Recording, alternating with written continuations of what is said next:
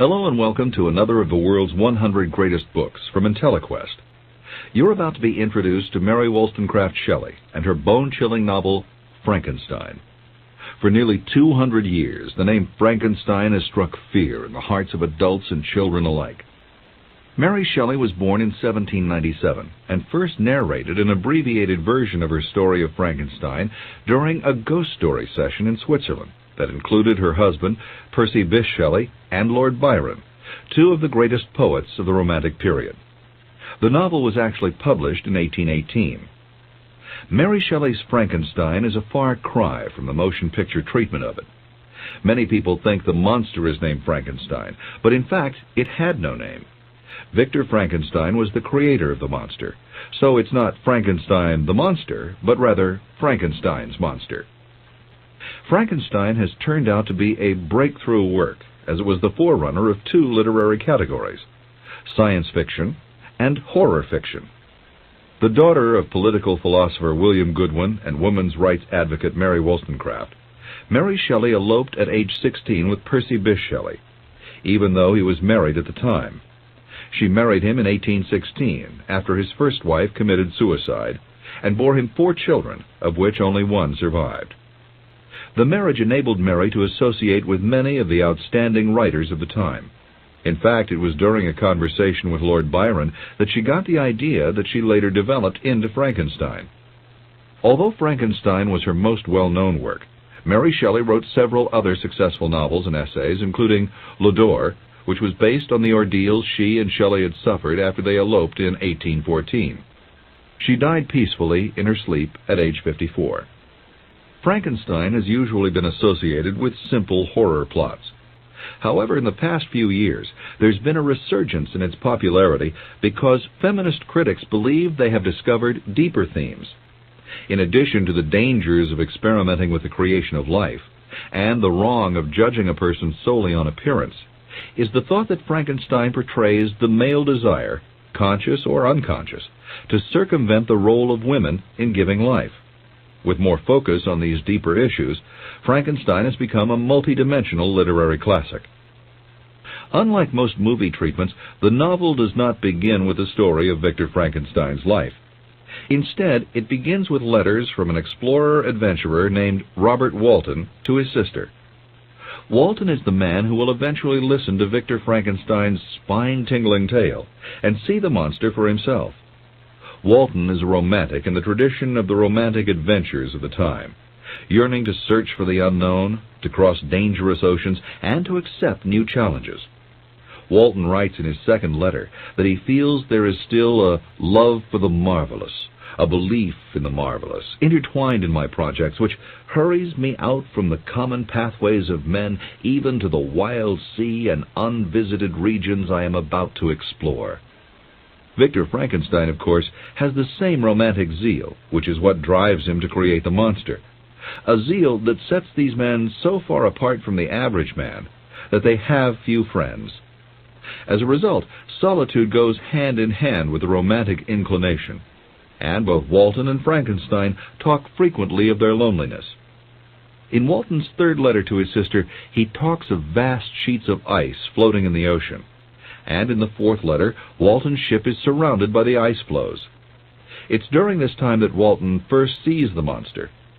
Walton writes, "We perceive a low carriage, fixed on a sledge and drawn by dogs, pass on towards the north at a distance of half a mile. A being which had the shape of a man but apparently of gigantic stature sat in the sledge and guided the dogs." Approximately 2 hours later, the ship was freed from the ice, and the next morning, Walton and Victor Frankenstein meet. Frankenstein is stranded with his sled on an ice floe. He was nearly frozen, emaciated, and starving. "I never saw a man in so wretched a condition," Walton writes. Walton had Frankenstein brought aboard the ship. 2 days later, Frankenstein has recovered slightly, and Walton writes that the man's eyes have generally an expression of wildness and even madness. However, when treated with kindness, Frankenstein responds with, according to Walton, a beam of benevolence and sweetness that I never saw equaled. Walton asks Frankenstein what he's doing in the north. He answers that he's come to seek one who has fled me.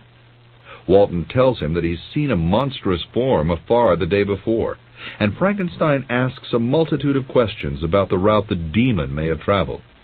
This creates a keen interest in Walton and other members of the crew.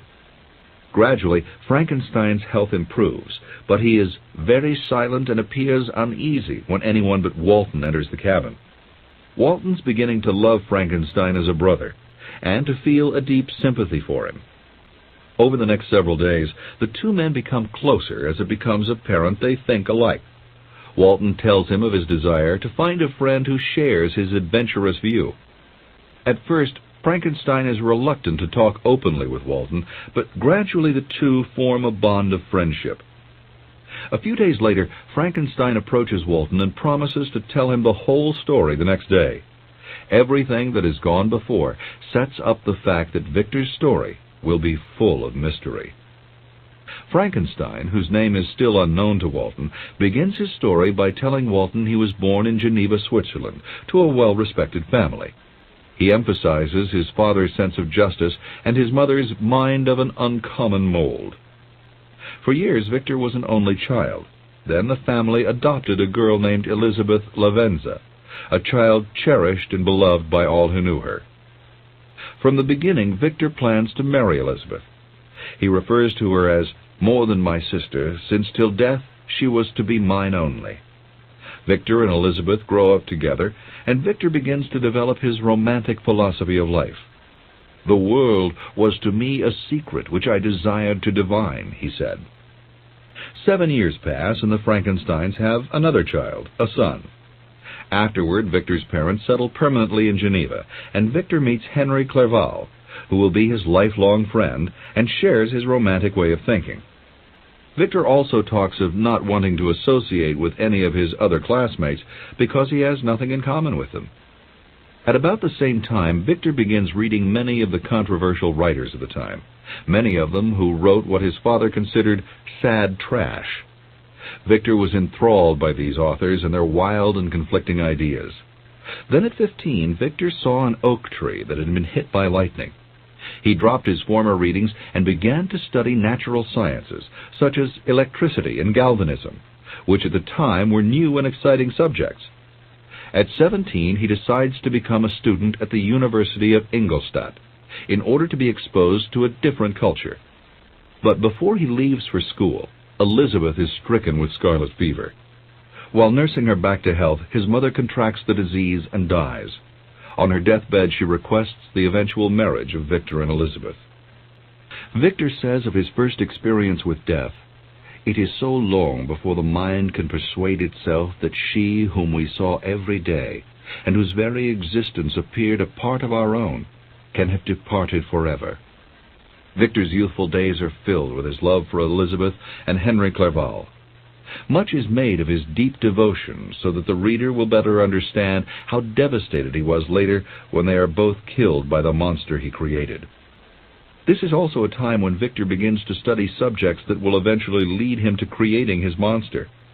He enters a deep study of all branches of mathematics and science.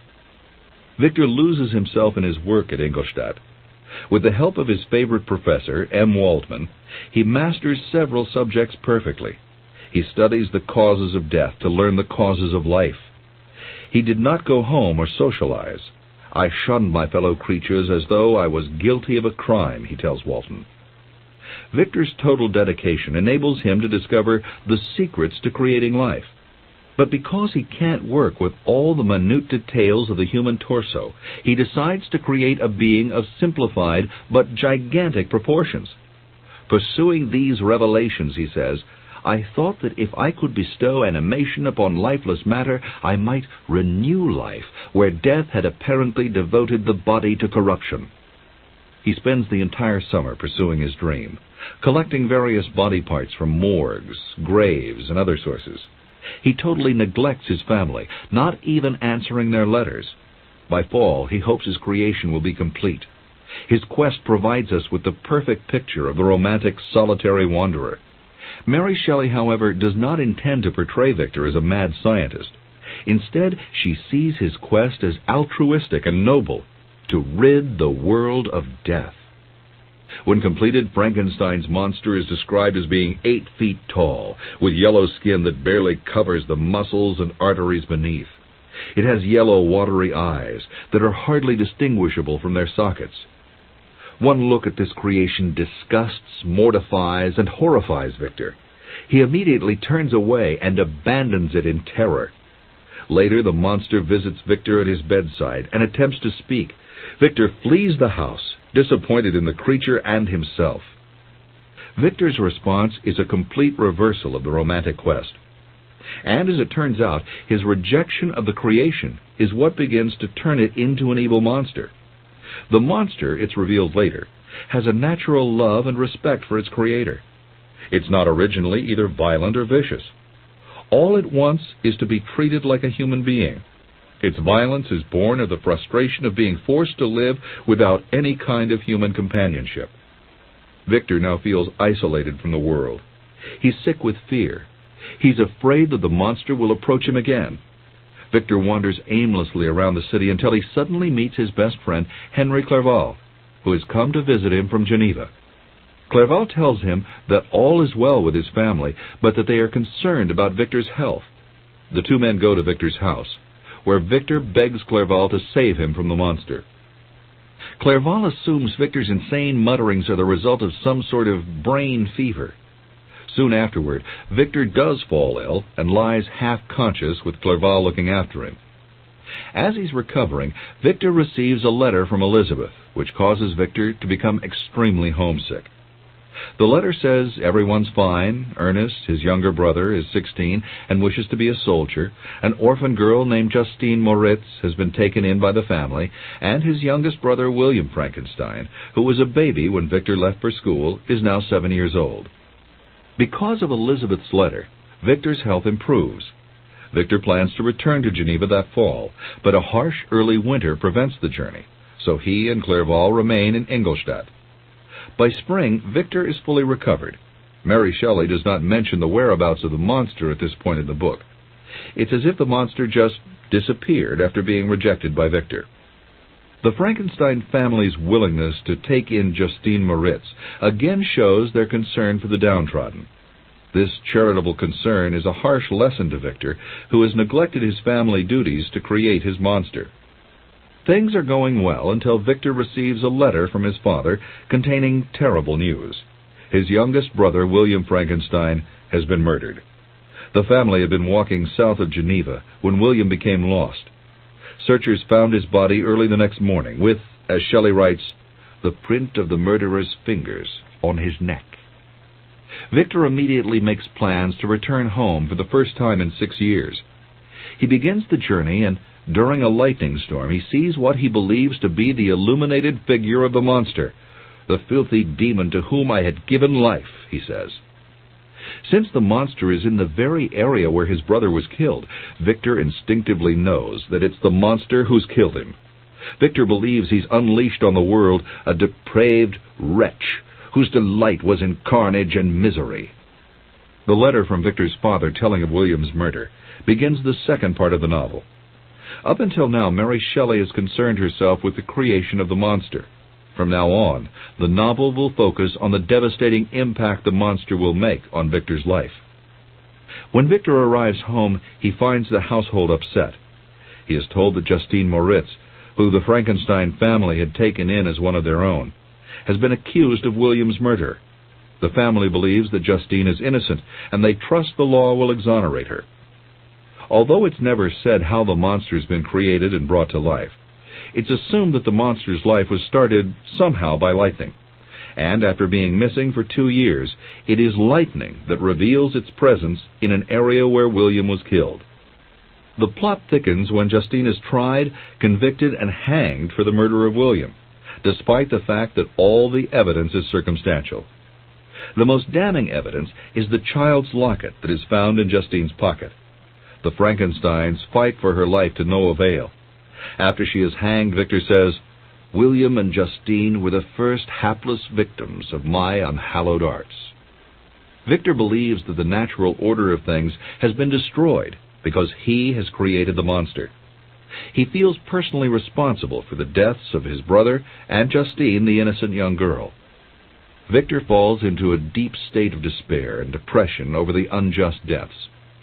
Since no one but Victor knows the true story, others cannot console him.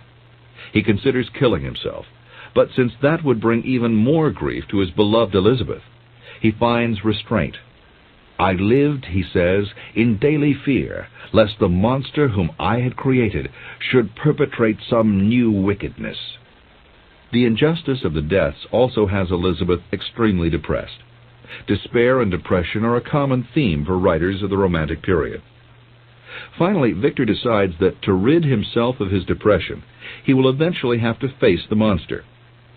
To get away from it all and to break the depression, Victor decides to go to the mountains, of which he says, "These sublime and magnificent scenes afforded me the greatest consolation." One day during a rainstorm, he climbs to the summit of a nearby mountain. After battling his way through uneven terrain of jutting rocks and fallen trees, Victor reaches the top. There, for a moment, he becomes joyful.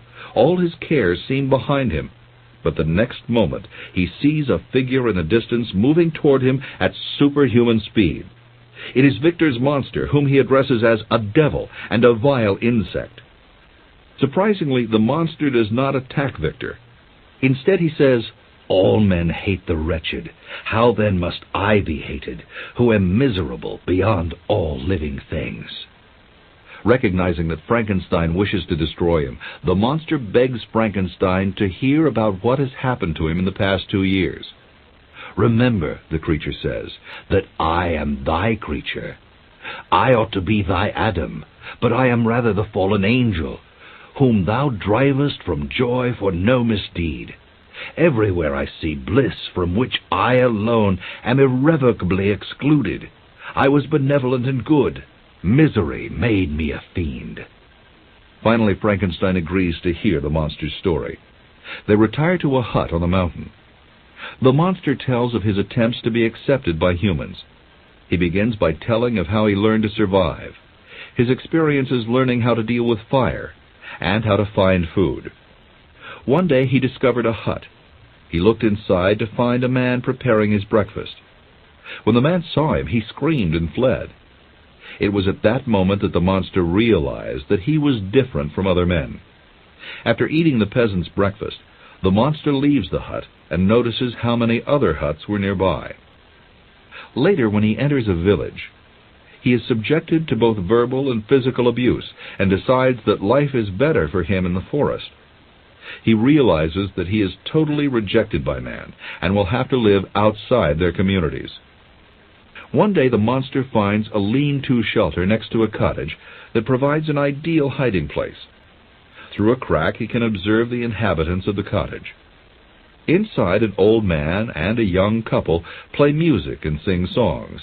At night the monster notices that the inhabitants of the cottage can make light, and that they used it to read poetry and other verse.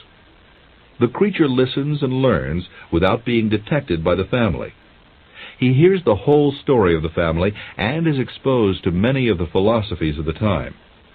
At first he steals from the family, but once he understands that stealing puts a hardship on the already poor family, the monster reverts to his diet of wild berries and whatever else he can find in the forest.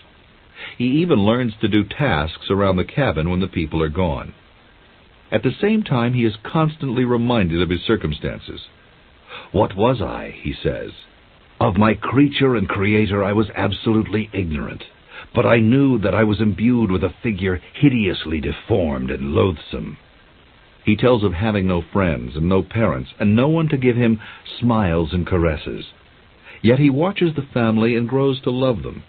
At this time he is a creature capable of human love and in need of human companionship.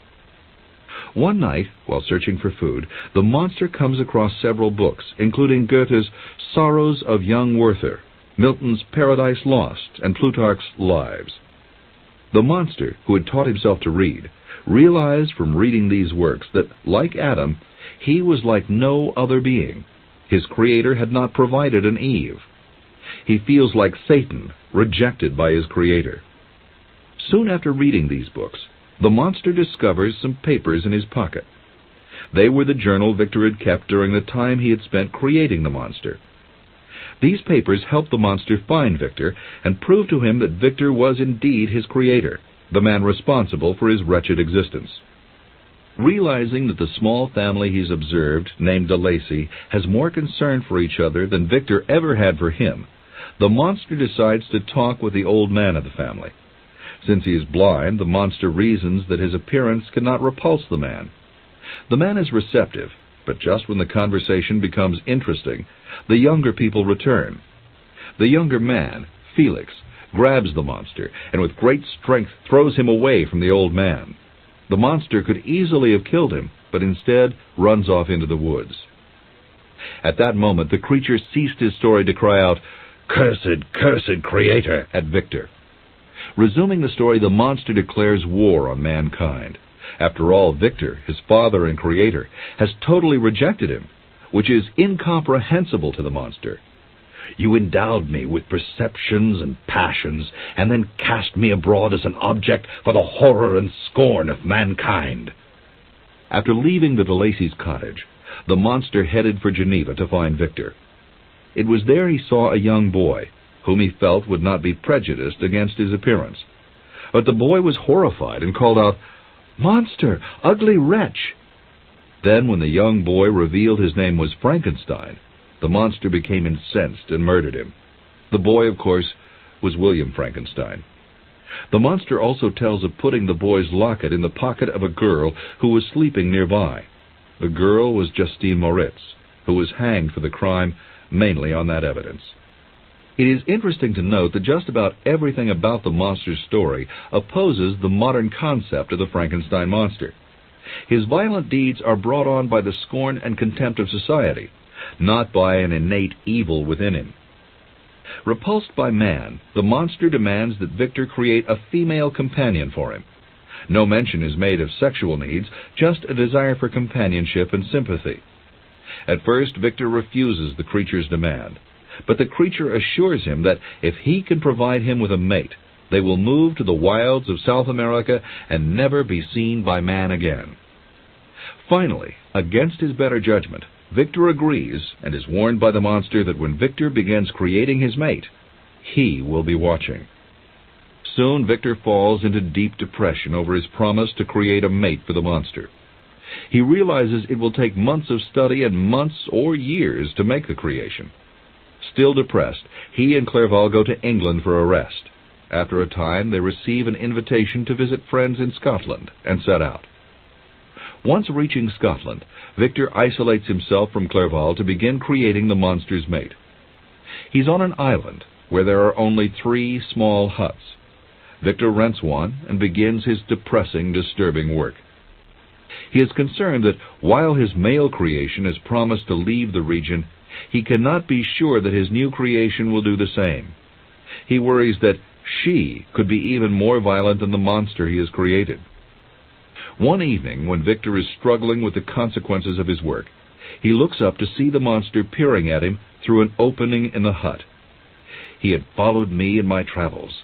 He had loitered in the forests, hid himself in caves, and taken refuge in wide, deserted heaths. And he now came to mark my progress and claim the fulfillment of my promise, Victor says. When Victor sees the creature, he knows he cannot continue his work. He immediately tears to pieces the female creature he's begun to create. Outside, the monster lets out a mournful cry and disappears into the night. Before we continue, it's interesting to note that Mary Shelley never explains how it's possible for Victor to come up with the body parts he needs in such a desolate place. Back to the story. Several hours later, the monster returns. He tells Victor of the terrible miseries he's suffered and wonders how Victor could possibly be so cruel as to destroy all his hopes. Victor responds, "Never will I create another like you, equal in deformity and wickedness." The monster howls, "You are my creator, but I am your master. Obey." When Victor refuses, the monster says, "I shall be with you on your wedding night." Victor responds to the threat by attacking the monster, but the monster eludes him. Victor remembers only the words, "I shall be with you on your wedding night." Victor's too upset to sleep, so he decides to take all the remaining body parts and dump them at sea. The wind pushes him far from shore. Hours pass before he can return to shore, and when he does, he's in Ireland. When he lands, he's immediately taken to a local magistrate because a man had been found murdered in the village that evening, and his whereabouts need to be accounted for. Little did I then expect the calamity that was in a few minutes to overwhelm me and extinguish in horror and despair all fear of ignominy or death, Victor says. When Victor is shown the body of the murdered man, he discovers it is his lifelong friend, Henry Clerval, who had gone to Ireland after leaving Victor. Victor becomes hysterical. He's imprisoned as a suspect in the murder, but is so ill for 2 months he doesn't know it. When he finally realizes he's in prison, he is overcome by gloom and misery. Finally, after his father visits and improves Victor's spirits, he's acquitted of the crime. He heads back to Geneva, knowing that the monster is now responsible for 3 deaths. After reaching France, Victor receives a letter from Elizabeth that releases him of all obligations of marriage. But Victor wants to marry Elizabeth and decides to do so despite the monster's warning. He hopes the marriage will bring happiness to Elizabeth and his father. He writes Elizabeth and tells her that he wants to marry her, but that he has a terrible secret he must tell her first. Soon afterwards, the wedding is arranged. As the wedding nears, Victor purchases pistols and daggers for protection against the monster. The ceremony is performed without incident, and that night the couple plans to stay over at a nearby hotel before continuing their trip the next day. When they reach their hotel, a heavy storm descends upon them, causing Victor to become even more fearful. While Elizabeth begins to retire for the evening, Victor searches the house, but can find no traces of the monster. Then he hears a dreadful scream from Elizabeth's room. He rushes to the room and finds Elizabeth lifeless and inanimate. Victor falls to the floor. When he revives, he goes to Elizabeth, feels her coldness, and realizes she is dead. He goes to the window and sees the monster staring at him with a grin on its face. Victor fires a shot at the monster, but the monster eludes it and disappears. The villagers try to help Victor find him, but the monster escapes. Fearing for the lives of his father and brother Ernest, Victor returns home to find them all right. However, his father, overcome by the death of Elizabeth, soon dies of grief, the 5th victim of the monster. At this point, the deaths become too much for Victor. He goes mad and has to be kept in a solitary cell for several months. Upon being released, Victor reports the crime to a magistrate. At first, the magistrate doesn't believe the story. Finally, he says that even if it is true, he has no power to capture such a monster. He says that the creature described by Victor can traverse the sea of ice and inhabit caves where no man would venture to intrude.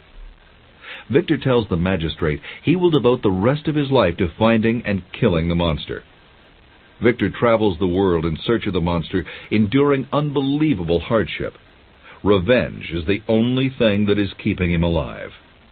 At times the monster leaves messages, and one of them inspires Victor to follow him to the frozen north. It reads, "I seek the everlasting ices of the north, where you will feel the misery of cold and frost, to which I am impassive." Often the monster lets Victor see him from a distance. Once he comes within a mile, only to have the monster disappear. When Victor stumbles on Walton's ship, he is near death. Victor's passion, plus Walton's own sighting of the monster, convinces him that Victor's story is true. The only thing missing was how Victor had created the monster. Even when pressed, Victor would not reveal his secrets. Movie versions of the novel have attempted to guess how he did it, but Shelley does not include it in her writing. When Victor realized that Walton had written down his entire story, he read the narrative himself and made corrections. After telling the story, Victor's health declines, and finally he dies in his cabin aboard ship. Soon after, Walton hears a loud noise coming from Victor's cabin.